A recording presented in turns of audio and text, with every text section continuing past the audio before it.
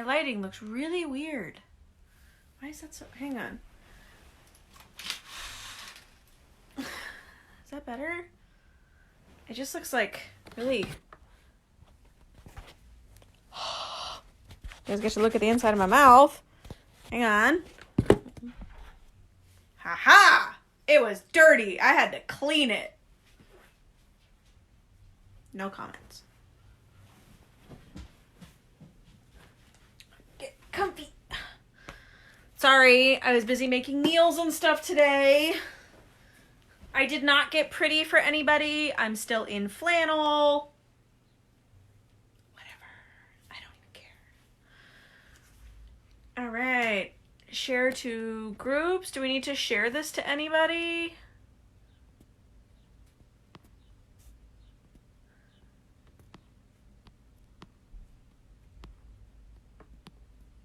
Oh, oops.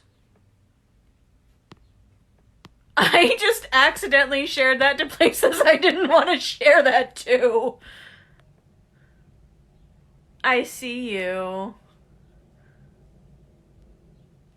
I did not mean to share. I just shared that to my Pure Romance group. I didn't mean to do that. They're going to be like, why do we care about reading Harry Potter?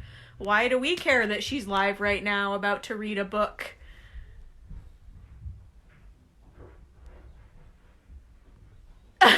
I love you too.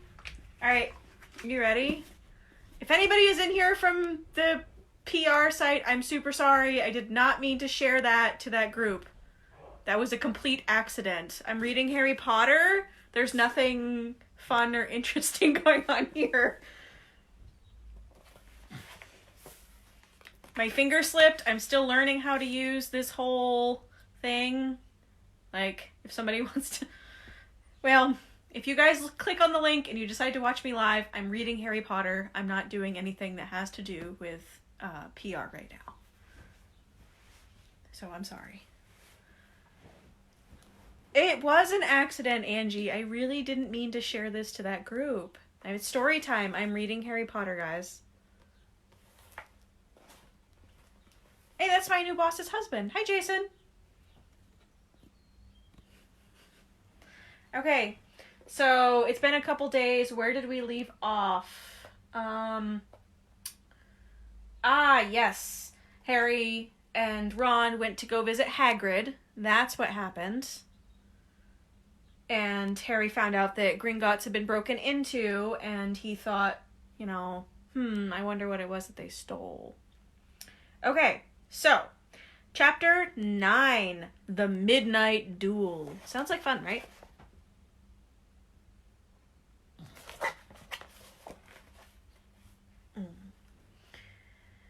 Alright. Harry had never believed he would meet a boy he hated more than Dudley. But that was before he met Draco Malfoy. Still, first-year Gryffindors only had potions with the Slytherins. So, they didn't have to put up with Malfoy much. Or at least, they didn't until they spotted a notice pinned up in the Gryffindor common room that made them all groan. Flying lessons would be starting on Thursday, and Gryffindor and Slytherin would be learning together. Typical, said Harry. Just what I always wanted. To make a fool of myself on a broomstick in front of Malfoy. He'd been looking forward to learning to fly more than anything else. You don't know that you'll make a fool of yourself, said Ron reasonably. Anyway, I know Malfoy's always going on about how good he is at Quidditch. At Quidditch? No, I haven't been drinking. Alright, but I bet that's all talk. Malfoy certainly did talk about flying a lot. He complained loudly about first years not getting on house Quidditch teams and told long boastful stories about that always seemed to end with him narrowly escaping muggles on helicopters. In helicopters. Oh, Jesus. Okay, I'm learning how to read, guys. I forgot, apparently. Okay. Alright, he wasn't the only one. The way Seamus Finnegan told it, he'd spent most of his childhood zooming around the countryside on his broomstick. Even Ron would tell anyone who'd listen about the time that he'd almost hit a hang glider on Charlie's old broom. Everyone from visiting families talked about Quidditch constantly. Ron had already had a big argument with Dean Thomas, who shared their dormitory, about soccer. Ron couldn't see why it was exciting. What was exciting about a game with only one ball where no one was allowed to fly? Harry had caught Ron prodding Dean's poster of West Ham's soccer team, trying to make the players move. Neville had never been on a broomstick in his life, because his grandmother had never let him near one. Privately, Harry felt she'd had good reason, because Neville managed to have an extraordinary number of accidents even with both feet on the ground. Hermione Granger was almost as nervous about flying as Neville was. This was something you couldn't learn by heart out of a book, not that she hadn't tried. At breakfast on Thursday, she bored them all stupid with flying tips she'd gotten out of a library book called Quidditch Through the Ages. Neville was hanging on to her every word, desperate for anything that might help him hang on to his broomstick later. But everybody else was very pleased when Hermione's lecture was interrupted by the arrival of the mail. Harry hadn't had a single letter since Hagrid's note, something that Malfoy had been quick to notice, of course. Malfoy's eagle owl was always bringing him packages of sweets from home, which he opened gloatingly at the Slytherin table. A barn owl brought Neville a small package from his grandmother. He opened it excitedly and showed them a glass ball the size of a large marble, which seemed to be full of white smoke. "It's a Remembrall," he explained. "Gran knows I forget things. This tells you if there's something you've forgotten to do. Look, you hold it tight like this, and it turns red." Oh. His face fell because the Remembrall had suddenly glowed scarlet. "You've forgotten something." Neville was trying to remember what he'd forgotten when Draco Malfoy, who was passing the Gryffindor table, snatched the Remembrall out of his hand. Harry and Ron jumped to their feet. They were half hoping for a reason to fight Malfoy, but Professor McGonagall, who could spot trouble quicker than any teacher at the school, was there in a flash. "What's going on?" "Malfoy's got my Remembrall, Professor." Scowling, Malfoy quickly dropped the Remembrall back on the table. "Just looking," he said, and sloped away with Crabbe and Goyle behind him. At 3:30 that afternoon, Harry, Ron, and the other Gryffindors hurried down the front steps and onto the grounds for their first flying lessons. It was a clear, breezy day, and the grass rippled under their feet as they marched down the sloping lawns towards a smooth, flat lawn on the opposite side of the grounds from the Forbidden Forest, whose trees were swaying darkly in the distance. The Slytherins were already there, and so were 20 broomsticks lying in neat lines on the ground. Harry had heard Fred and George Weasley complain about the school brooms, saying that some of them started to vibrate if you flew too high, or always flew slightly to the left. Sorry guys, there's something on my glasses.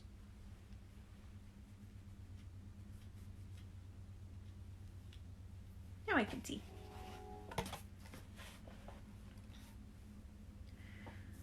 Their teacher, Madame Hooch, arrived. She had short gray hair and yellow eyes like a hawk. "Well, what are you waiting for?" she barked. "Everyone stand by a broomstick. Come on, hurry up." Harry glanced down at his broom. It was old, and some of the twigs stuck out at odd angles. Stick out your right hand over your broom," called Madame Hooch at the front, "and say, 'Up.'" "Up!" everyone shouted.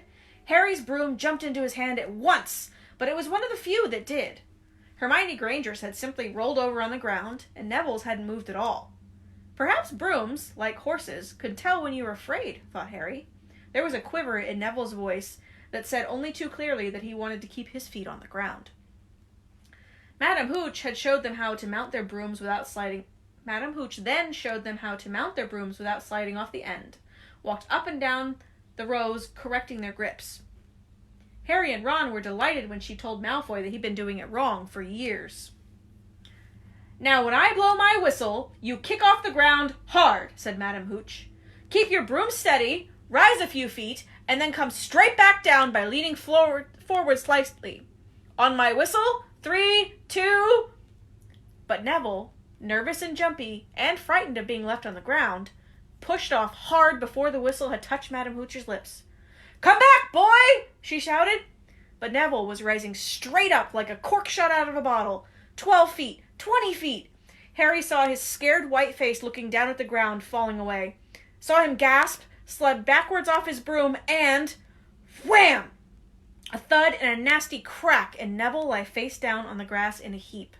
His broomstick was still rising higher and higher and starting to drift lazily toward the forbidden forest and out of sight. Madame Hooch was bending over Neville, her face as white as his. "Broken wrist," Harry heard her mutter. "Come on, boy. It's all right. Up you get." She turned to the rest of the class. "None of you is to move while I take this boy to the hospital wing. You leave your brooms where they are, or you'll be out of Hogwarts before you can say Quidditch. Come on, dear." Harry, his face tear-streaked, clutching his wrist, hobbled off with Madame Hooch, who had her arm around him. No sooner were they out of earshot than Malfoy burst into laughter. "Did you see his face? The great lump!" The other Slytherins joined in. "Shut up, Malfoy," said Parvati Patel. "Oh, sticking up for Longbottom," said Pansy Parkinson, a hard-faced Slytherin girl. "Never thought you'd like fat little crying babies, Parvati." "Look," said Malfoy, darting forward, snatching something off the grass. "It's that stupid thing Longbottom's gran sent him."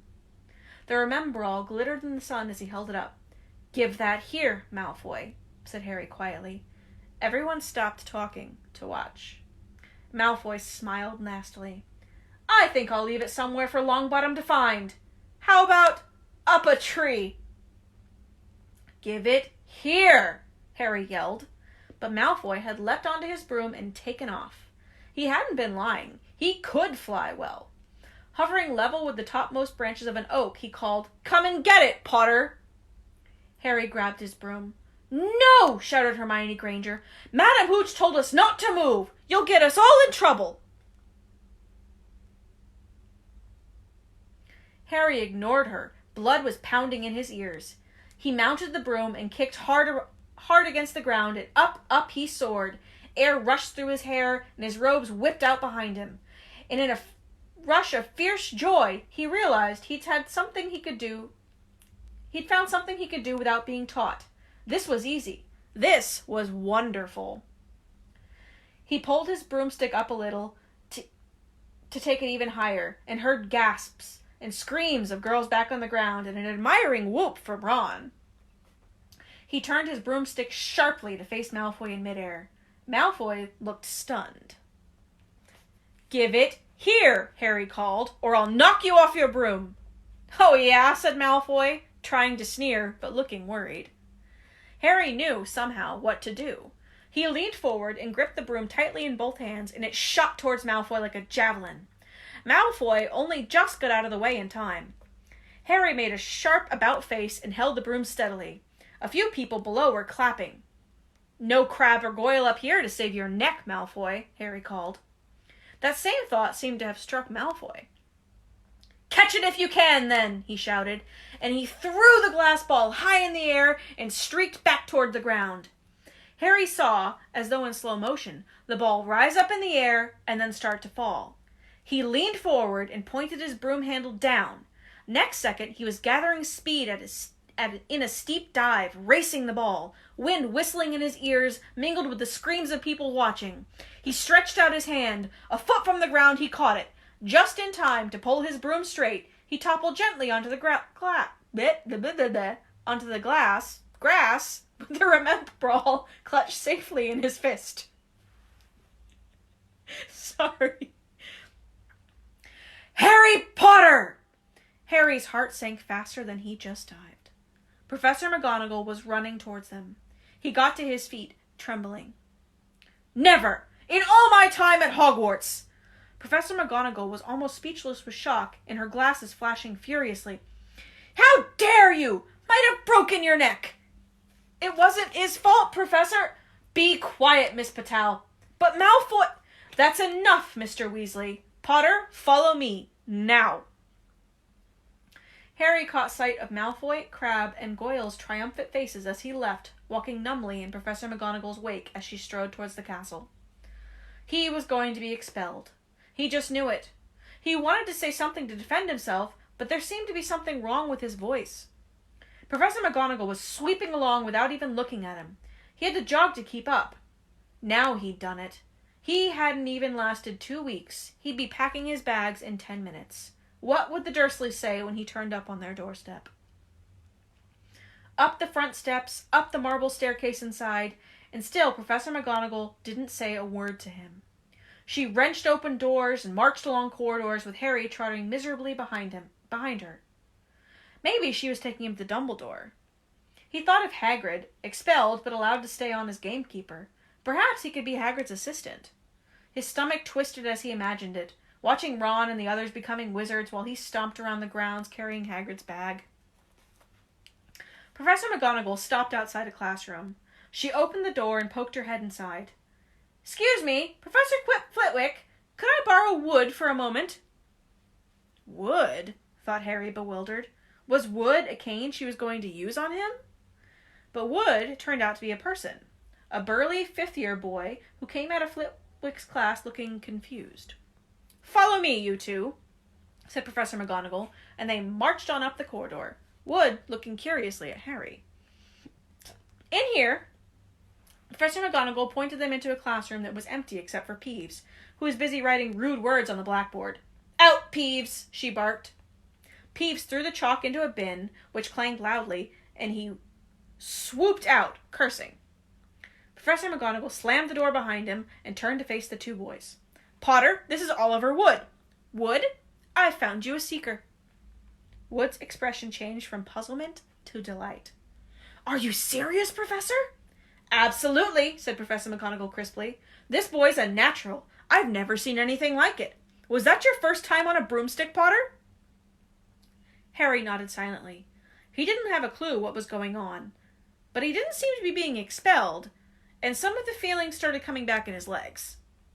"He caught that thing in his hand after a 50-foot dive," Professor McGonagall told Wood. "Didn't even scratch himself.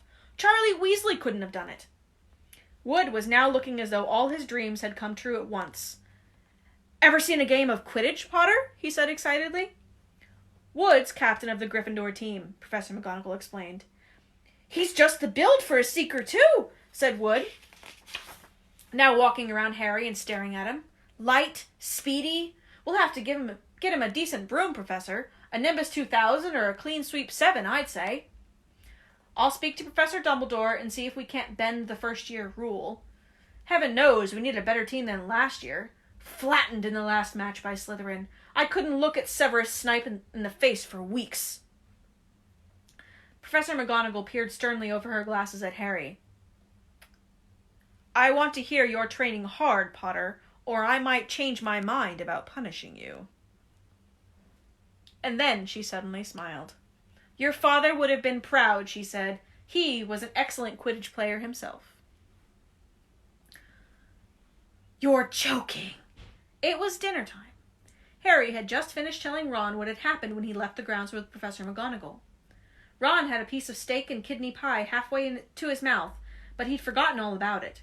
"Seeker? But first years never!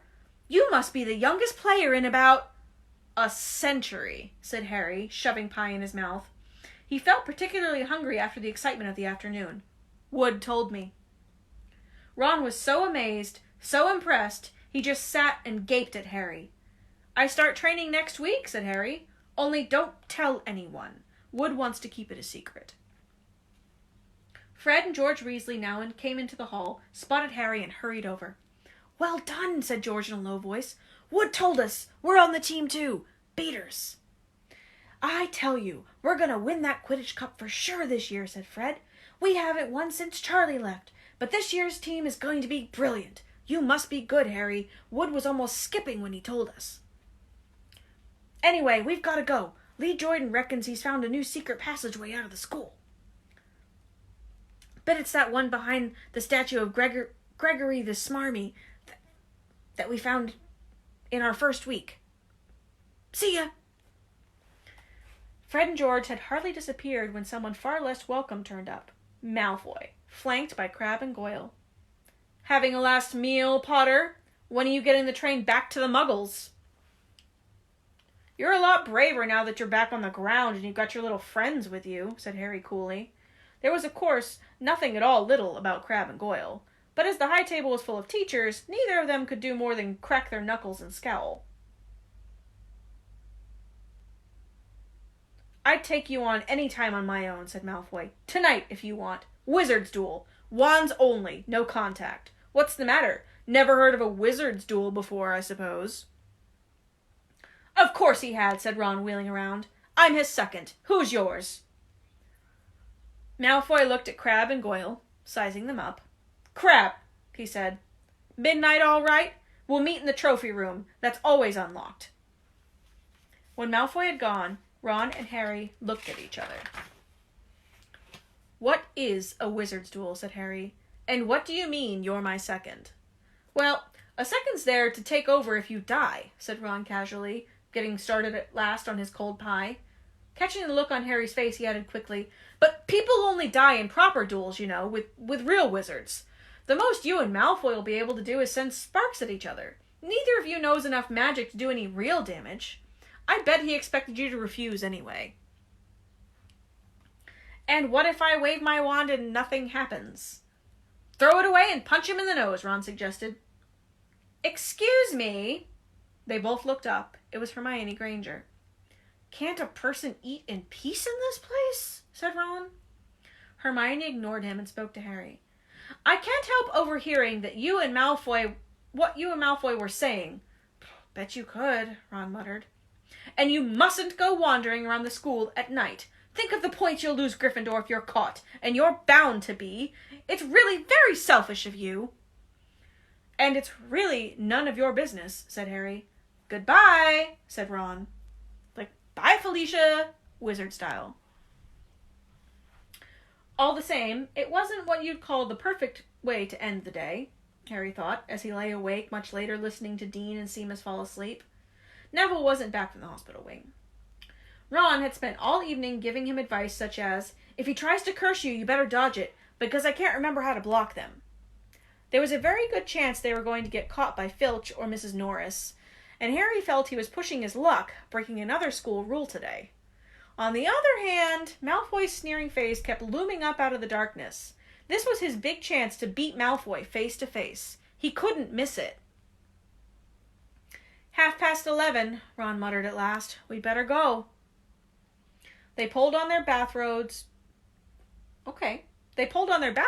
picked up their wands, and crept across the tower room, down the spiral staircase, and into the Gryffindor common room. A few embers were still glowing in the fireplace, turning all the armchairs into hunched black shadows.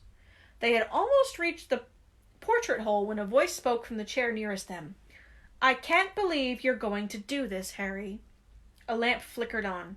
It was Hermione Granger, wearing a pink bathrobe and a frown. You, said Ron furiously, go back to bed! I almost told your brother, Hermione snapped. Percy, he's a prefect. He'd put a stop to this. Harry couldn't believe anyone could be so interfering. Come on, he said to Ron. He pushed open the portrait of the fat lady and climbed through the hole. Hermione wasn't going to give up that easily. She followed Ron through the portrait hole, hissing at them like an angry goose. Don't you care about Gryffindor? Do you only care about yourselves? I don't want Slytherin to win the House Cup, and you'll lose all the points I got from Professor McGonagall for knowing about switching spells. Go away! All right, but I warned you. You just remember what I said when you're on the train home tomorrow. You're so... But what they were, they didn't find out. Hermione had turned to the portrait of the fat lady to get herself back inside and found herself facing an empty painting. The fat lady had gone on a nighttime visit, and Hermione was locked out of Gryffindor Tower. Now what am I going to do? She said shrilly. Well, that's your problem, said Ron. We've got to go. We're going to be late. They hadn't even reached the end of the corridor when Hermione caught up to them. I'm coming with you, she said. You are not! Do you think I'm going to stand out here and wait for Filch to catch me? If he finds all three of us, I'll tell him the truth, that I was trying to stop you, and you can back me up. You've got some nerve, said Ron loudly. Shut up, both of you, said Ron sharply. I heard something. It was a sort of snuffling. Mrs. Norris? Breathed Ron, squinting through the dark. It wasn't Mrs. Norris, it was Neville. He was curled up on the floor, fast asleep, but jerked suddenly awake as they crept nearer. Oh, thank goodness you found me. I've been out here for hours. I couldn't remember the new password to get into bed. Keep your voice down, Neville. The password's pig snout. But it won't help you now. The fat lady's gone off somewhere. How's your arm? Said Harry. Fine, said Neville, showing them. Madame Pomfrey mended it in about a minute. Good. Well, look, Neville, we've got to be somewhere. We'll see you later. Don't leave me, said Neville, scrambling to his feet. I don't want to stay out here alone. The Bloody Baron's been past twice already. Ron looked at his watch and then glared furiously at Hermione and Neville. If either of you get us caught, I'll never rest until I've learned the curse of the bogies Quirrell was telling us about and use it on you. Hermione opened her mouth, perhaps to tell Ron exactly how to use the curse of the bogies, but Harry hissed at her to be quiet and beckoned them all forward. They flitted across corridors stripped with bars of moonlight from the high windows. At every turn, Harry expected to run into Filch or Mrs. Norris, but they were lucky. They sped up a staircase to the 3rd floor and tiptoed toward the trophy room. Malfoy and Crabbe weren't there yet. The crystal trophy case glimmered where the moonlight caught them. Cups, shields, plates, and statues winked silver and gold in the darkness. They edged along the walls, keeping their eyes on the doors at either end of the room. Harry took out his wand in case Malfoy leapt in and started at once. The minutes crept by. He's late. Maybe he chickened out, Ron whispered. Then a noise in the next room made them jump. Harry had only just raised his wand when they heard someone speak, and it wasn't Malfoy. Sniff around, my sweet. They might be lurking in a corner. It was Filch, speaking to Mrs. Norris. Horror-struck, Harry waved madly at the other three to follow him as quickly as possible. They scurried silently toward the door, away from Filch's voice. Neville's robes had barely whipped around the corner when they heard Filch enter the trophy room. They're in here somewhere, they heard him mutter. Probably hiding. This way, Harry mouthed at the others, and, petrified, they began to creep down a long gallery full of statues of armor. They could hear Filch getting nearer. Neville suddenly let out a frightened squeak and broke into a run. He tripped, grabbed Ron around the wrist, and the pair of them toppled right into a suit of armor. The clanging and crashing was enough to wake the whole castle. Run! Harry yelled, and the four of them sprinted down the gallery, not looking back to see whether Filch was following. They swung around the doorpost, galloped down one corridor and then another. Harry in the lead, without any idea where they were or where they were going. They ripped through a tapestry and found themselves in a hidden passageway, hurtling along it, and came out near their charms classroom, which they knew was miles from the trophy room. I think we've lost him, Harry panted. He leaned over, leaning against the cold wall and wiping his forehead. Whew! Neville was bent forward, wheezing and sputtering. I told you, Hermione gasped, clutching at the stitch in her side. I told you! We've got to get back to Gryffindor Tower, said Ron, quickly as possible. Malfoy tricked you, Hermione said to Harry. You realize that, don't you? He was never going to meet you. Filch knew someone was going to be in the trophy room. Malfoy must have tipped him off. Harry thought she was probably right, but he wasn't going to tell her that. Let's go. It wasn't going to be that simple. They hadn't gone more than a dozen paces when a doorknob rattled and something came shooting out of a classroom in front of them. It was Peeves.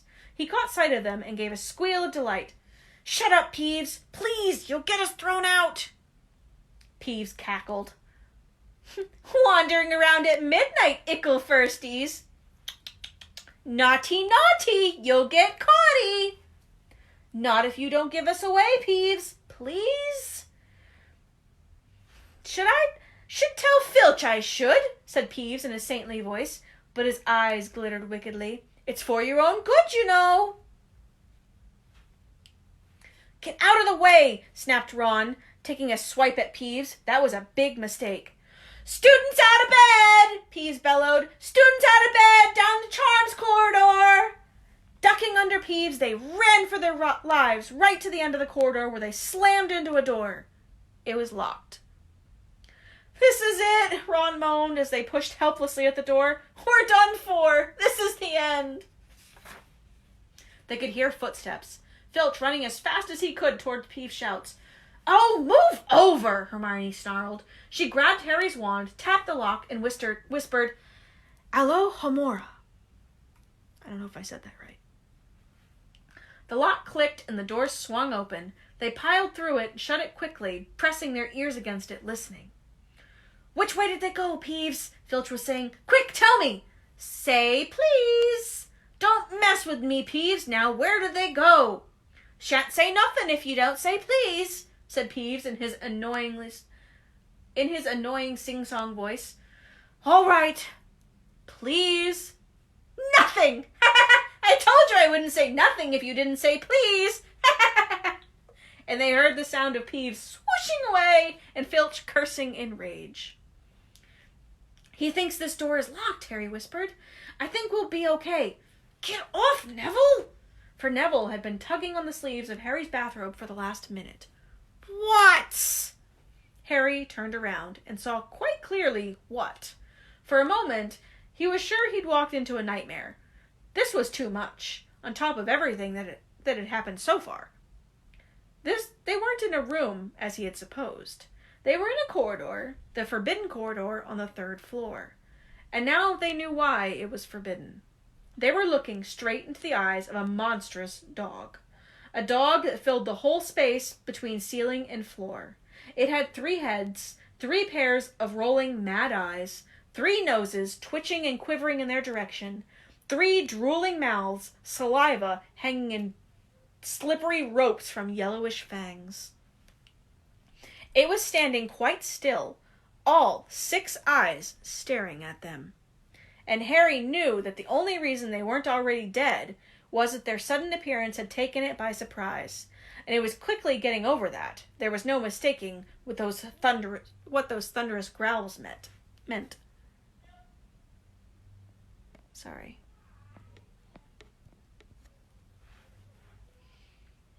Harry groped for the doorknob. Between Filch and death, he'd take Filch.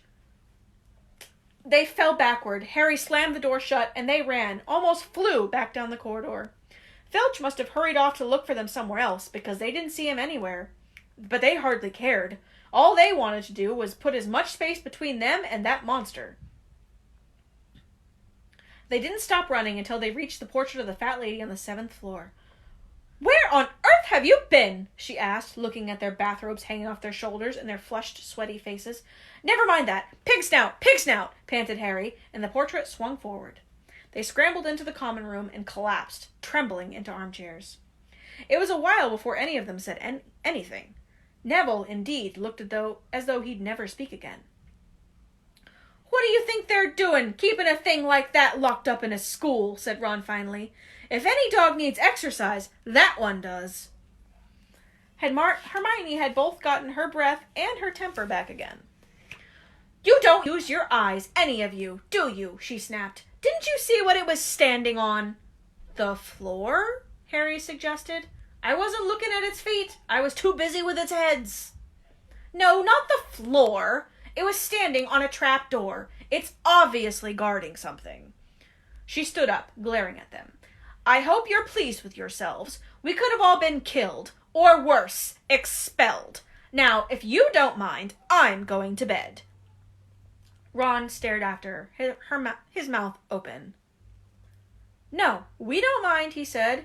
You'd think we dragged her along, wouldn't you? But Hermione had given Harry something else to think about as he climbed into bed. That dog was guarding something. What had Hagrid said? Gringotts was the safest place in the world for something you wanted to hide.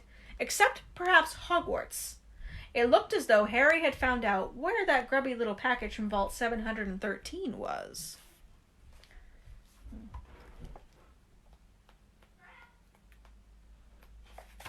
Am I reading the next chapter, Angie? I think you're still on here with me, right?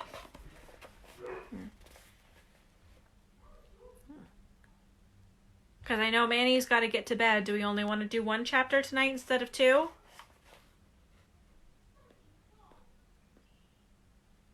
Do, do, do, do, do, do, do.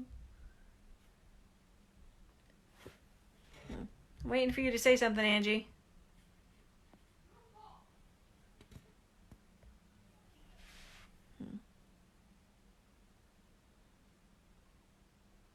No, I'm not tired. I'm good. next chapter is one of my favorites. Halloween.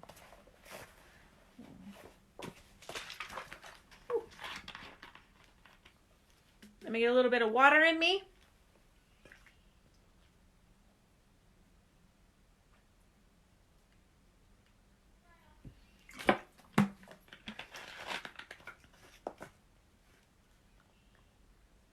Does the video come across slow, or is it coming across normal? You just said my connection is slow.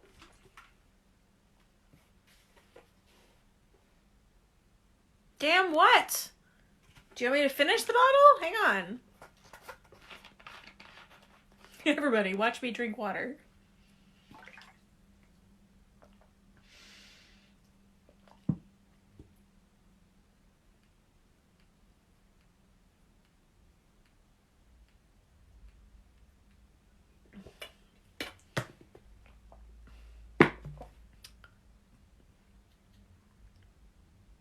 Not vodka. Oh, I think the speed of the comments is pretty normal for a live video. But no, I don't have internet out here in this rural area. It's quite annoying, so. Okay. So, chapter 10. Halloween. Let's see what happens on Halloween. Oh my god, you guys are great. I love your whole family. Okay. Alright. Malfoy couldn't believe his eyes when he saw that Harry and Ron were still at Hogwarts the next day, looking tired but perfectly cheerful. Indeed, by the next morning, Harry and Ron thought that meeting the three-headed dog had been an excellent adventure, and they were quite keen to have another one. In the meantime, Harry filled Ron in about the package that seemed to have moved from Gringotts to Hogwarts, and they spent a lot of time wondering what could possibly need such heavy protection. It's either really valuable or really dangerous, said Ron. Or both, said Harry. As far as they knew for sure about the mysterious object was that it was about 2 inches long. They didn't have much chance of guessing what it was without further clues. That was a weirdly written sentence.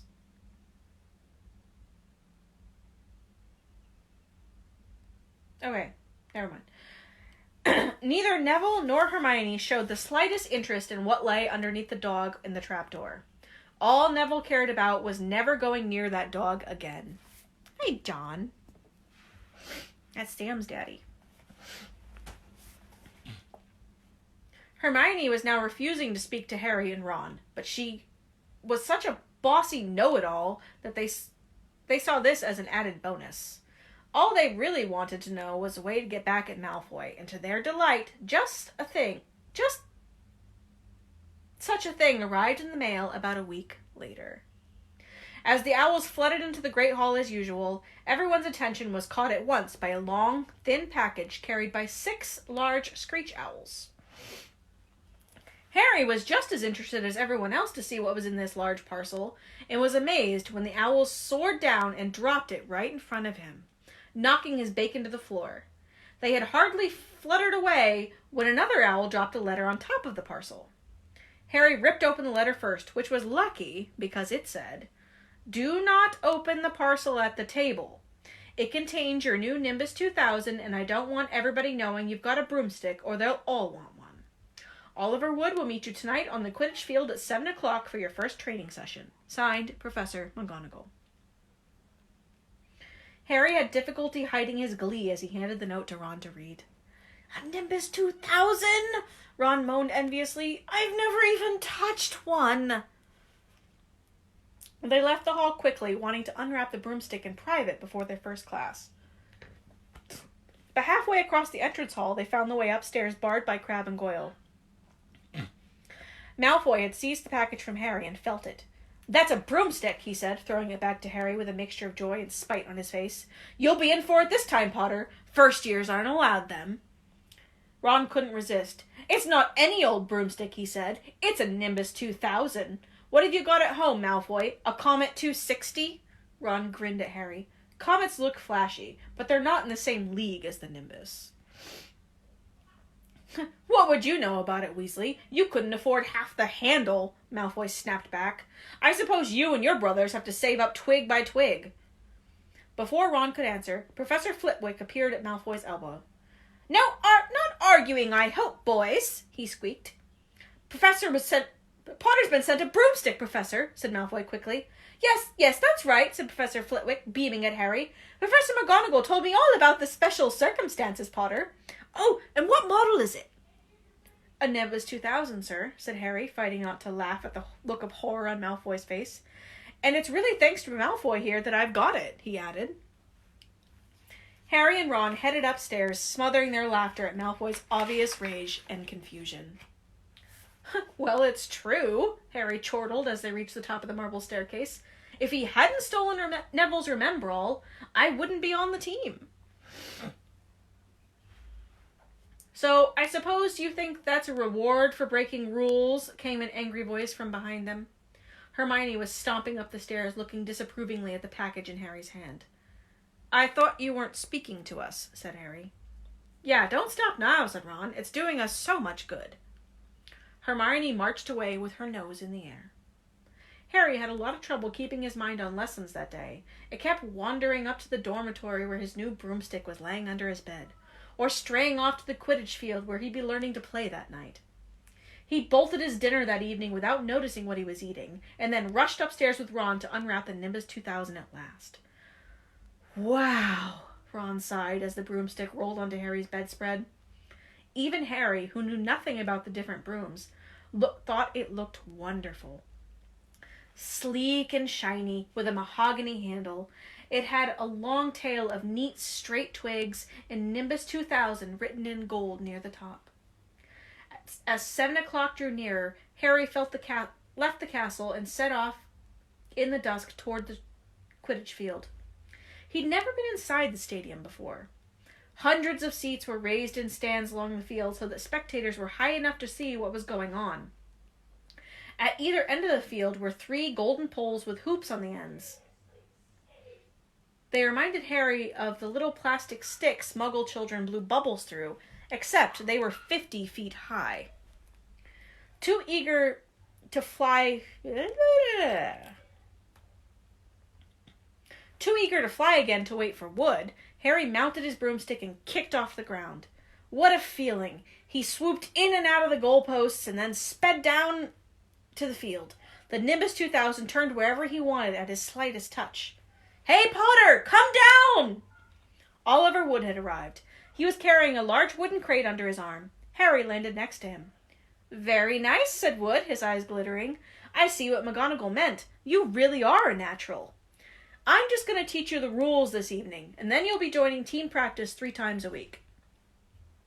He opened the crate. Inside were 4 different balls. Right, said Wood. Now, Quidditch is easy enough to understand, even if it's not too easy to play. There are 7 players on each side. 3 of them are chasers. 3 chasers, Harry repeated, as Wood took out a bright red ball the size of a soccer ball. This ball's called the quaffle, said Wood. The chasers throw the quaffle to each other and try and get it through one of the hoops to score a goal. 10 points each time the quaffle goes through one of the hoops. You follow me? Chasers throw the quaffle, put it through the hoops to score, Harry recited. So, it's sort of like basketball and a broomstick with 6 hoops, isn't it? What's basketball? Said Wood curiously. Never mind, said Harry quickly. All right, now, there's another player on each side who's called the keeper. I'm the keeper for Gryffindor. I have to fly around our hoops and try to stop the other team from scoring. 3 chasers, 1 keeper, said Harry, who was determined to remember it all. They play with the quaffle. Okay, got that. So, what are they for? Harry pointed at 3 balls left inside the box. I'll show you, said Wood. Take this. He handed Harry a small club, a bit like a short baseball bat. I'm going to show you what the bludgers do, Wood said. These 2 are the bludgers. He showed Harry 2 identical balls, jet black and slightly smaller than the red quaffle. Harry noticed that they seemed to be straining to escape the straps holding them inside the box. Stand back, Wood warned Harry. He bent forward and freed one of the bludgers. At once, the black ball rose high in the air and then pelted straight at Harry's face.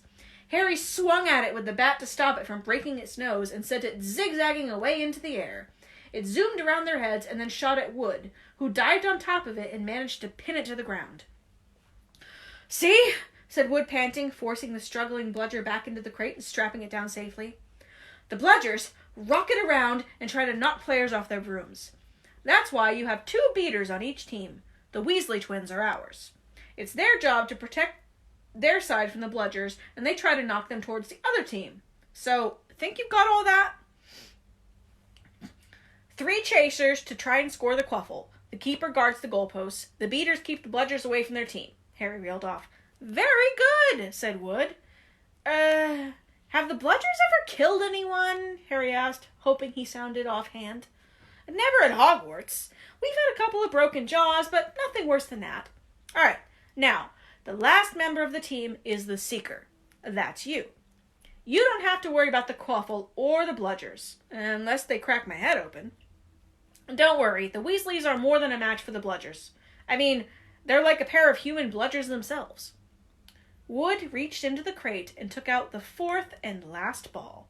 Compared with the quaffle and the bludgers, it was tiny, about the size of a walnut. It was bright gold and had little fluttering silver wings. "This," said Wood, "is the golden snitch. It's the most important ball of the lot. It's very hard to catch because it's fast and difficult to see. It's the Seeker's job to catch it. You've got to weave in and out of the chasers, beaters, bludgers, and quaffle to get it before the other team's Seeker. Because whichever Seeker catches the snitch wins his team 150 points. So they nearly always win. That's why Seekers get fouled so much. A game of Quidditch only ends when the snitch is caught.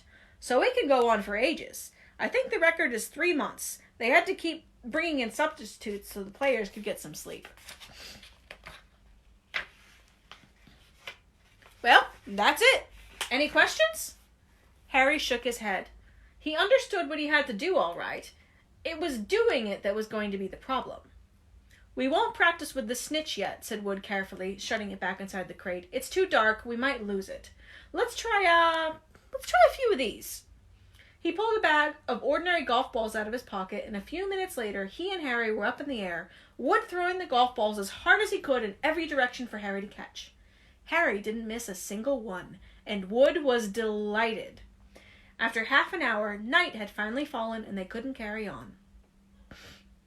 "That Quidditch Cup'll have our name on it this year," said Wood happily as they trudged back up to the castle.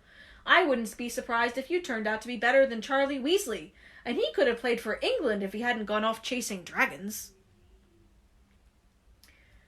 Perhaps it was because he was now busy, what with Quidditch practice 3 evenings a week on top of his homework, but Harry could hardly believe it when he realized that he'd already been at Hogwarts for 2 months. The castle felt more like home than Privet Drive ever had. His lessons, too, were becoming more and more interesting now that they had mastered the basics.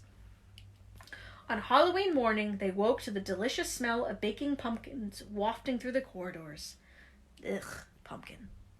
Even better, Professor Flitwick announced in Charms that he thought they were ready to start making objects fly, something they had been dying to try since they'd seen him make Neville's toad zoom around the classroom. Professor Flitwick put the class into pairs to practice. Harry's partner was Seamus Finnegan, which was a relief because Neville had been trying to catch his eye. Ron, however, was going to be working with Hermione Granger. It was hard to tell whether Ron or Hermione was angrier about this. She hadn't spoken to either of them since the day Harry's broomstick had arrived. "Now, don't forget that nice wrist movement we've been practicing," squealed Professor Flitwick, perched on top of his pile of books, as usual. "Swish and flick. Remember, swish and flick. And saying the magic words properly is very important, too. Never forget Wizard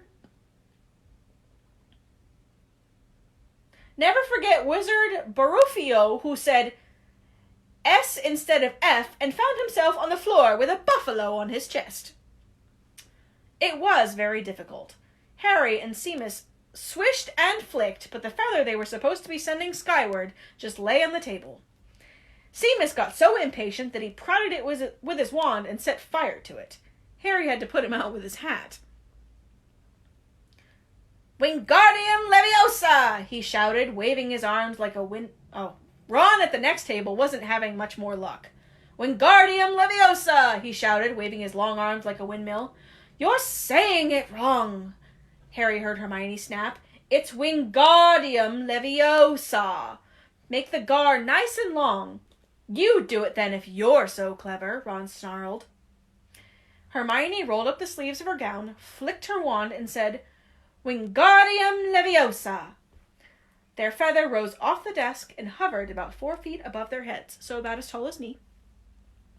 Ah, well done, cried Professor Flitwick, clapping. Everyone, see here! Miss Granger's done it! Ron was in a very bad mood by the end of the class. It's no wonder no one can stand her, he said to Ron as they pushed their way into the crowded corridor. She's a nightmare, honestly. Someone knocked into Harry as they hurried past him. It was Hermione. Harry caught a glimpse of her face and was startled to see she was in tears. I think she heard you. So, said Ron, but he looked a bit uncomfortable. She must have noticed she's got no friends. Hermione didn't turn up for the next class and wasn't seen all afternoon. On their way down to the Great Hall for the Halloween feast, Harry and Ron overheard Parvati Patel telling her friend Lavender that Hermione was crying in the girls' bathroom and wanted to be left alone. Ron still looked more awkward at this, but a moment later they had entered the Great Hall, where the Halloween decorations put Hermione out of their minds.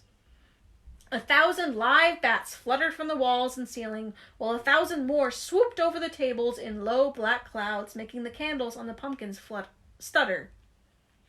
The feast appeared suddenly on golden plates as it had at the start of term banquet. Harry was just helping himself to a baked potato when Professor Quirrell came sprinting into the hall, his turban askew, terror on his face. Everyone stared as he reached Professor Dumbledore's chair, stumbled across the table and gasped, Troll! In the dungeons! Thought you ought to know! He sank to the floor in a dead faint. There was an uproar. At least several purple firecrackers exploded from the end of Professor Dumbledore's wand to bring silence. Prefects, he rumbled, lead your houses back to the dormitories immediately. Percy was in his element. Follow me! Stick together, first years! No need to fear the troll if you follow my orders. Stay close, behind me now. Make way, first years coming through! Excuse me, I'm a prefect. How could a troll get in? Harry asked as they climbed the stairs. I don't know. They're supposed to be really stupid, said Ron. Maybe Peeves let it in as a Halloween joke. They passed different groups of people hurrying in different directions. As they jostled their way through a crowd of confused Hufflepuffs, Harry suddenly grabbed Ron's arm. I just thought, Hermione! What about her? She doesn't know about the troll.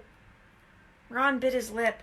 Oh, all right, he snapped. But Percy better not see us. Ducking down, they joined the Hufflepuffs going the other way, slipped down a deserted side corridor, and hurried off towards the girls' bathroom. They had just turned the corner when they heard quick footsteps behind them. Percy! Hissed Ron, pulling Harry behind a large stone griffin. Peering around it, however, they saw not Percy, but Snipe. He crossed the corridor and disappeared from view. What's he doing? Harry whispered. Why isn't he down in the dungeons with the rest of the teachers? Search me, said Ron. Quickly as possible, they crept along the next corridor after Snipe's fading footsteps. He's headed for the 3rd floor, said Harry. But Ron held up his hand. Can you smell something? Harry sniffed, and a foul stench reached his nose, a mixture of old socks and the kind of public toilet that no one seemed to clean. Ugh. And then they heard it, a low grunting and the shuffling footsteps of gigantic feet. Ron pointed. At the end of a passage to the left, something huge was moving towards them. They shrunk into the shadows and watched as it emerged into a patch of moonlight. It was a horrible sight. 12 feet tall, its skin was a dull granite gray, its great lumpy body like a boulder with its small bald head perched on top like a coconut. It had short legs thick as tree trunks with flat, horny feet. The smell coming from it was incredible. It was holding a large wooden club which dragged along the floor behind because its arms were so long. The troll stopped next to a doorway and peered inside. It wiggled its long ears, making up its tiny mind, and then slouched slowly into the room. "The key's in the lock," Harry muttered. "We could lock it in." "Good idea," said Ron nervously. They edged towards the open door, mouths dry, praying the troll wasn't about to come out of it. With one leap, Harry managed to grab the key, slam the door, and lock it. Yes! Flushed with their victory, they started to run back up the passageway. As they reached the corner, they heard something that made their hearts stop. A high, petrified scream, and it was coming from the chamber they'd just chained up. "Oh no," said Ron, pale as the Bloody Baron. "It's the girls' bathroom," Harry gasped. "Hermione," they said together. It was the last thing they wanted to do, but what choice did they have? Wheeling around, they sprinted back to the door, turned the key, fumbling in their panic. Harry pulled the door open and they ran inside. Hermione Granger was shrinking against the wall opposite, looking as if she was about to faint. The troll advancing on her, knocking the sinks off walls as it went. "Confuse it!" Harry said desperately to Ron, and seizing a tap, he threw it as hard as he could at the wall. The troll stopped a few feet from Hermione. It lumbered around, blinking stupidly to see what had made the noise. Its mean little eyes saw Harry. It hesitated, and then made for him instead, lifting its club as it went. "Oi! Pea-brain!" yelled Ron from the other side of the chamber, and he threw a metal pipe at it. The troll didn't even seem to notice the pipe hitting its shoulder, but it heard the yell and paused again, turning its ugly snout towards Ron instead, giving Harry time to run around it. "Come on! Run!" Harry yelled at Hermione, trying to pull her towards the door, but she couldn't move. She was still flat against the wall, her mouth open with terror. The shouting and the echoes seemed to be driving the troll berserk. It roared again and then started towards Ron, who was nearest and had no way of escape. Harry did something that was both very brave and very stupid. He took a great running jump and managed to fasten his arms around the troll's neck from behind. The troll couldn't feel Harry hanging there, but even a troll would notice if you stick a long bit of wood up its nose. Harry's wand had still been in his hand when he jumped, and it had gone straight up the troll's nostril. Howling with pain, the troll twisted and flailed its club, with Harry clinging on for dear life. Any second, the troll was going to rip him off or catch him in a terrible blow with that club. Hermione had sunk to the floor in fright. Ron pulled out his own wand. Not knowing what he was going to do, he heard himself cry the first spell that came to his head. "Wingardium Leviosa!" The club flew suddenly out of the troll's hand, rose high, high up in the air, turned slowly over, and dropped, with a sickening crack, onto its owner's head. The troll swaying on the spot and then fell flat on his face with a thud that made the whole room tremble. Harry got to his feet. He was shaking and out of breath. Ron was standing there with his wand still raised, staring at what he had done. It was Hermione who spoke first. "Is it dead?" "I don't think so," said Harry. "I think it's just been knocked out." He bent down and pulled his wand out of the troll's nose. It was covered in what looked like lumpy gray glue. "Ugh, troll boogers." He wiped it off on the troll's trousers.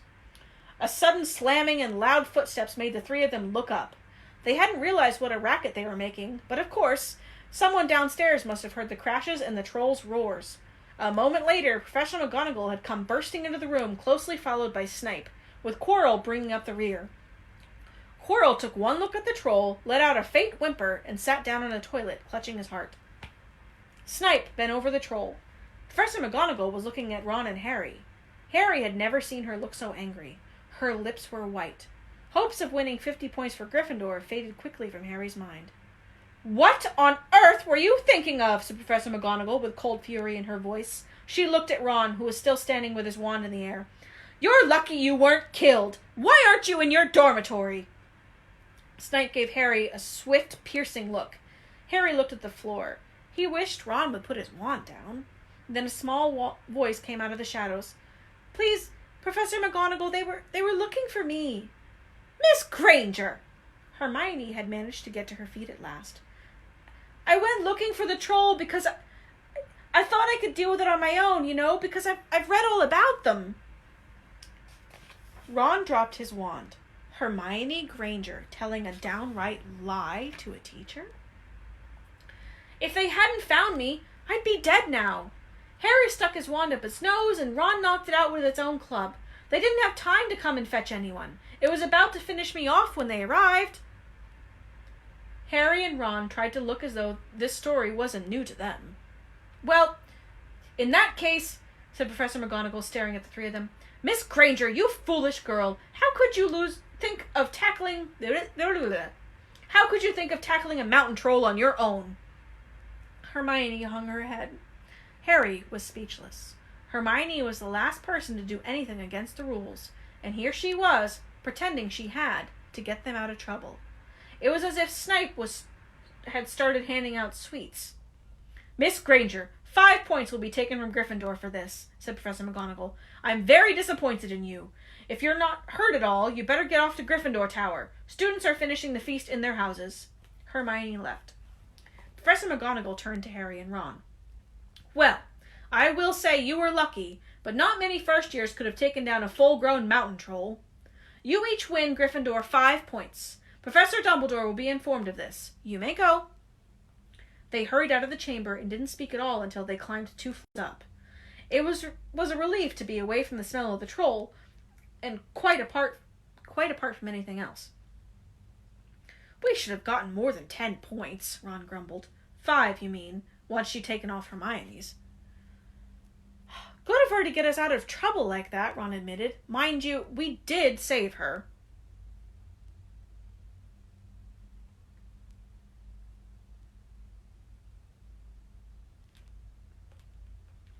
She might not have needed saving if you hadn't locked the thing in with her, Harry reminded him. They had reached the portrait of the fat lady. Pig snout, they said, and entered. The common room was packed and noisy. Everyone was eating the food that had been sent up. Hermione, however, stood alone by the door waiting for them. There was a very embarrassed pause. Then, none of them looking at each other, they all said, "Thanks," and hurried off to go get plates. But from that moment on, Hermione Granger became their friend. There are some things you can't share without ending up liking each other, and knocking out a 12-foot mountain troll is one of them. All right, we will read again tomorrow. Thank you guys for listening. Angie, I look forward to video chat here in a minute, yes? I'm craving a shot of whiskey myself. All right, thanks guys for listening. All done for tonight. Mwah.